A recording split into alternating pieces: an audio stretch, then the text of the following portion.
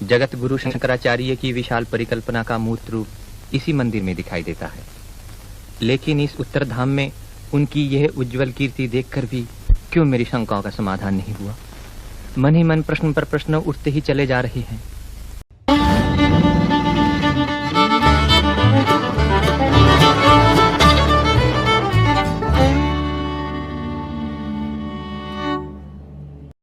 हिमालय की तीर्थ यात्रा को जाने का मेरा कोई इरादा न था, लेकिन दिल की सच्ची प्यास ही एक दिन मुझे उन कठिन पहाड़ी रास्तों की ओर खींच ले गई। मेरा मन किसी तलाश में था और दिल को तरह तरह के शक घेरे हुए थे।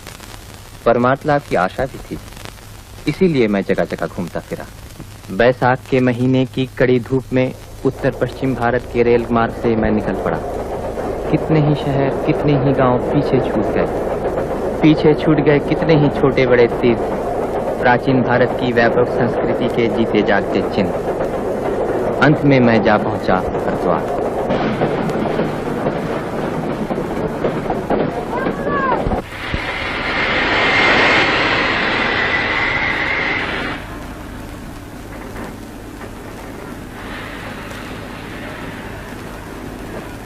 हरिद्वार, हर की पैड़ी। पतित पावनी गंगा पहले पहल धरती पर यहीं उतरी थी। जाह्नवी की पवित्र धारा यहाँ खींच लाती है भारतवर्ष के कितने ही साधु सन्यासियों को, कितने ही पुण्यकामी तीर्थयात्रियों को।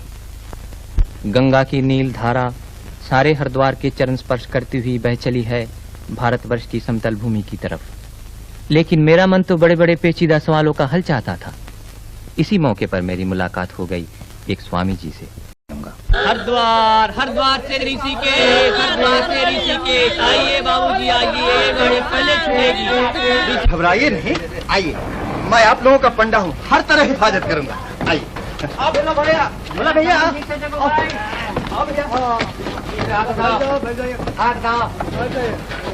यहाँ से ऋषिकेश और वहाँ से देवप्रयाग बस में, इसके बाद पैदल चलना होगा।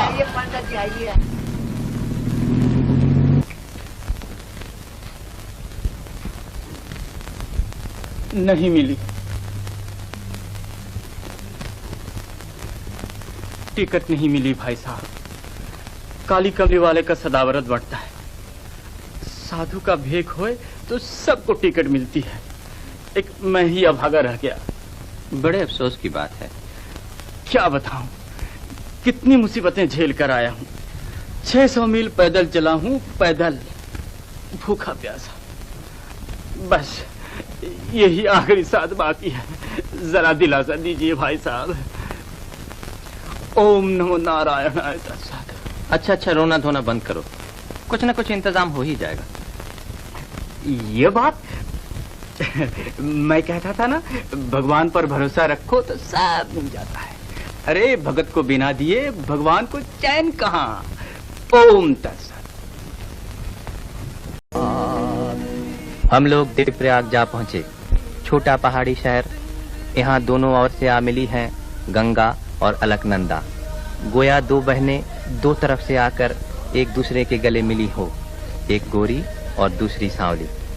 इन दोनों नदियों के संगम पर पुण्यकामी यात्री स्नान, तर्पण, श्राद्ध, मुंडन और पिंडदान करते हैं। नदी का पुल पार करते ही सामने पड़ता है रामचंद्र जी का मंदिर, जो प्राचीन कला और शिल्प का एक अजीब सा नमूना है। आज से पैदल सफर शुरू होता है। वो लोग भगवान के भक्त हैं।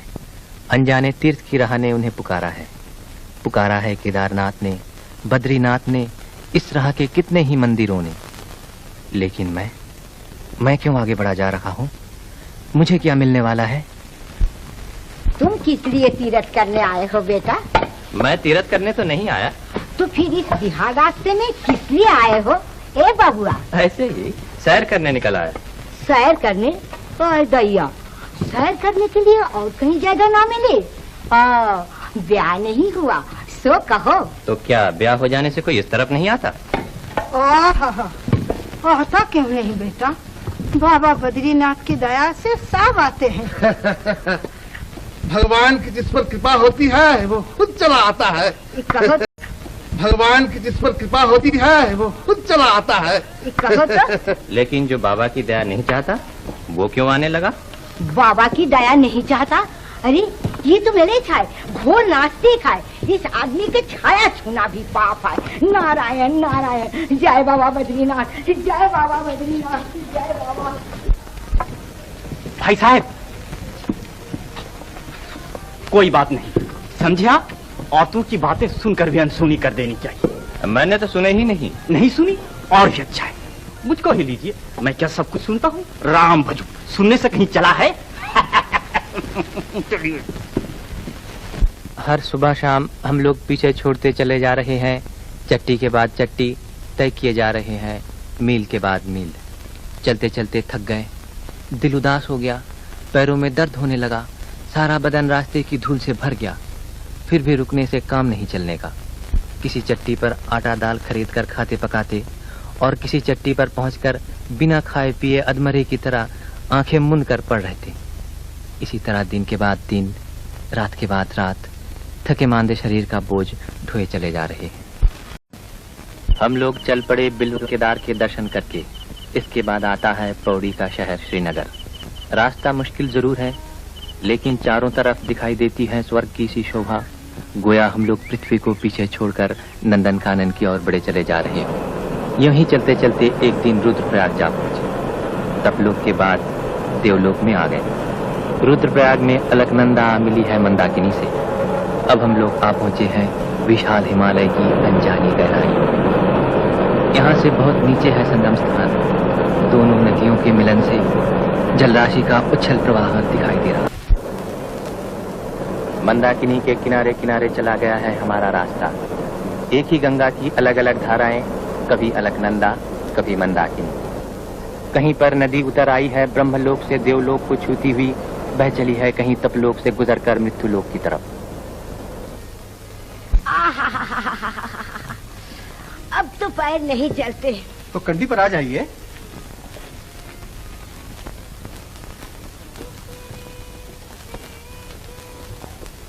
देखिए संभल के। तुम सब चलो, मैं कंडी पर आती हूँ। तुम हाल किया आना, हम लोग चले।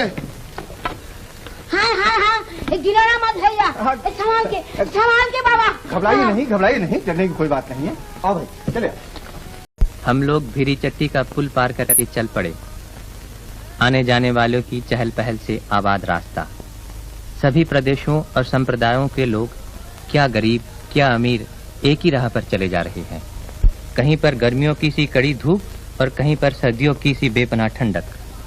चलते चलते हम लोग गुप्त काशी आ पहुंचे। यहाँ मंदिर में विराजमान है काशी के भगवान विश्वनाथ। भारत की तबाही की एक मनहूस खड़ी में विश्वनाथ की मूर्ति को यहाँ लाकर छुपा रखा गया था।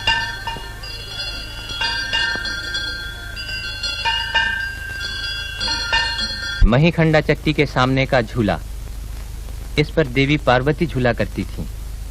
यात्री लोग इस पर झूलना पुण्य समझते हैं। मंदिर में महिषासुर मर्दिनी के दर्शन करके ऐसा लगा गोया ये मार्ग शिव भक्तों और शक्ति के पुजारियों का अनोखा संगम स्थान हो। जो लोग केदारनाथ के रास्ते का खतरा बर्दाश्त नहीं कर सकते, उनको सीधे इस रास्ते बद्रीनाथ जाना चाहिए, क्योंकि ये रास्ता बड़ा ही खतरनाक है। क्या केदारनाथ का रास्ता इससे भी ज्यादा तकलीफ का है? अमर सिंह, बहुत ज्यादा तकलीफ का है। जय बाबा केदारनाथ। मैया रे मैया, ये कौन सड़क में लाके उतार दिया रे? अरे खोल खोल, पहले रस्सी खोल, रस्सी खोल। आए मैया, जय बाबा केदारनाथ, जय बाबा केदारनाथ, जय बाबा। आड़ी तिरछी राहें, झरनों का झरझर शब्द, पंछियों की चहचहाहट, इन्हीं सब में से गुजरते हुए हम जा खड़े हुए त्रियुगी नारायण के चरणों में। मंदिर के बाहर का अंश ठंडा है बर्फ की तरह, लेकिन अंदर जल रही है सत्ययुग के समय से कभी न बुझने वाली अखंड ज्योत। त्रियुगी नारायण में एक रात ठहरकर दूसरे दिन सवेरा होते ही रायना गांव छोड़ के पुल पर से गुजरते हुए सोनप्रयाग के कुछ ठंडे और कुछ गर्म वातावरण में हम लोग आ पहुंचे। सोनप्रयाग में मंदाकिनी काफी ऊंचाई पर से नीचे उतरी है, भीम गर्जन करती हुई। नीचे ही सोनगंगा की शांत धारा के साथ उसका मिलन हुआ। मंदाकिनी पार करके चढ़ाई चढ़ते हुए थके मांदे हम लोग जा पहुंचे गौरीकुंड। कपकपाती सर्दी के इस अनोखे राज्य में गौरीकुंड के गर्म पानी का झरना कितना आरामदेह है। गौरीकुंड की गर्म जलधारा को छूती हुई मंदाकिनी की बर्फ से शीतल फेनी जलधारा का नजारा भी अजीब है। नदी की दोनों शाखाएं एक होकर बह चली है नीचे की ओर तांडव नृत्य करती हुई। दूर ब्रह्मलोक से उतर आई है मंदाकिनी, बह चली है देवलोक की तरफ, थिरकती, नाचती, उछलती, गरजती हुई। हमारी मंजिल अभी दूर है। क्या पाऊंगा, क्या देखूंगा, क्या मिलेगा जानने को। मन में छाया है अंधेरा, आसमान पर बिछा रहे हैं गहरे काले बादल। जानते हैं गोपाल बाबू, ये है रामवाड़ा चट्टी। कैसा पानी बरस रहा है, देखा? हाँ बाबा, देखा, खूब देखा। दादा भाई, बाप रे बाप, ये बारिश थमेगी नहीं। मालूम तो यही होता है। बाप रे बाप रे बाप, ये ओले है या तोप के गोले? हैं? कैसी सर्दी है रे बाप। आज क्या, कल देखना कैसी सर्दी पड़ती है। बहुत हिफाजत से रहना होगा, बर्फ गिरेगी बर्फ, जान बचा के चलना। हाँ, कल हम लोग केदारनाथ पहुंचेंगे। जय बाबा। जय बाबा।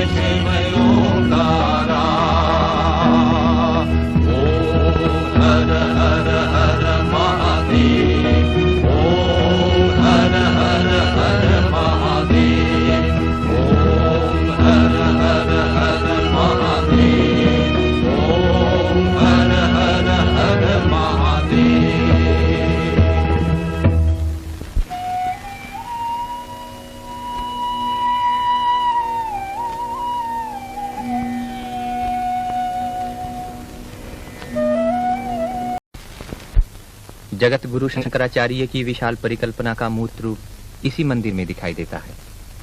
लेकिन इस उत्तरधाम में उनकी यह उज्जवल कीर्ति देखकर भी क्यों मेरी शंकाओं का समाधान नहीं हुआ। मन ही मन प्रश्न पर प्रश्न उठते ही चले जा रहे हैं। चल पड़ा केदारनाथ से, चल पड़ा बद्रीनाथ की ओर।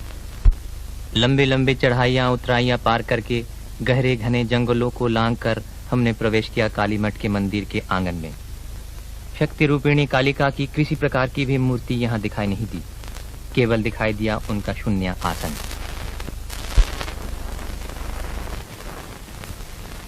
अब तो मुझसे नहीं चला जाता। मिन मिन मिन मिन मत कर निर्मला, तब से यही एक रट लगाया है। नहीं चला जाता तो आई क्यों थी? अरे रोती क्यों हो, अभी पैर के लिए दबा देता हूँ। यहाँ मुंह मांगा वरदान पाओगी।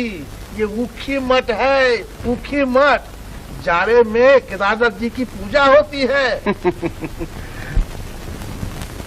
यह है उषा मठ, समझे? अजी बात एक ही है, उषा मठ ही ऊखी मठ है। यहाँ बानाश्वती कन्या उषा रहती थी। श्री कृष्ण के नाती अनिरुद्ध कुमार ने उषा का हरण किया था। क्या कहने हैं, जैसे दादा वैसे ही नाती। देवी देवताओं की लीला कौन बखान सके है। रहने भी दे, ये अधर्मी क्या